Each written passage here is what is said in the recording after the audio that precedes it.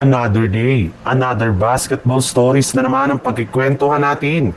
At ngayon nga ay ang pag-uusapan natin ang balitang pagkuha na ng Los Angeles Lakers kay Walker Kessler at ang balitang pagkuha ng Golden State Warriors kay DeAndre Ayton.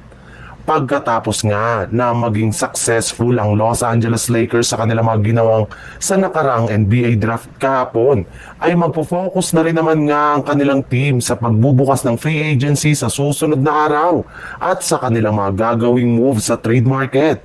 At bagamat man nga mas prioridad nila na makakuha ng bagong center sa free agency nang wala silang isinasakripisyo, ay hindi pa rin naman nga sila magdadalawang isip na gumawa ng trade kung sakali man na makakuha sila ng isang magaling na big man. Sure na makakatulong kina LeBron James at Luka Doncic. Base pa nga sa binulgar na balita ng isang NBA insider, patuloy pa rin naman ngang nakikipag-usap ang Lakers sa ibang mga team kagaya na lang ng Utah Jazz. In fact, habang tumatagal nga na ay lumalalim na ang kanilang negosasyon at unti-unti na nga silang nagkakasundo. Bale, mismong Jazz na nga daw ang nagsabi na ibibigay lamang nga daw nila sa Lakers si Walker Kessler kapalit ni Dotson Kenny at isang future first round pick, which is pinag-iisipan pa nga ng mabuti ni Rob Pelinka. Yes, may pagkakataon nga na ang Lakers na makuha si Kessler at nasa mga kamay na nga nito ngayon ang kanilang front office. Sa ibang balita naman, tama nga talaga ang sinasabi noon ni Mike Dunleavy na magkakaroon ng napakaraming player movement sa darating na off-season.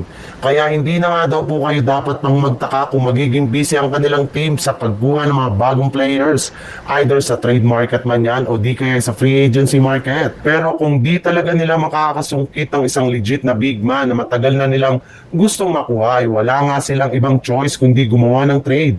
Pero mukhang hindi rin naman nga kailangan pa ng Lakers na gawin yan at magsakripisyo ng kanilang mga players gayong base sa pinakauling inilabas na balita.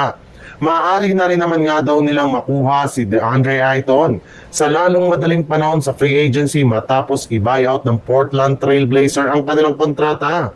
Yes, magiging isa na nga itong ganap na unrestricted free agent sa pagtanggal sa kanya ng Blazers na nakafocus na ng husto sa kanilang mga batang big man sa kanilang lineup. Kaya mukhang pagkakataon na nga talaga ito ng Warriors na makuha si Ayton bilang kanilang bagong center na tutulong kina Jimmy Butler at Stephen Curry next season.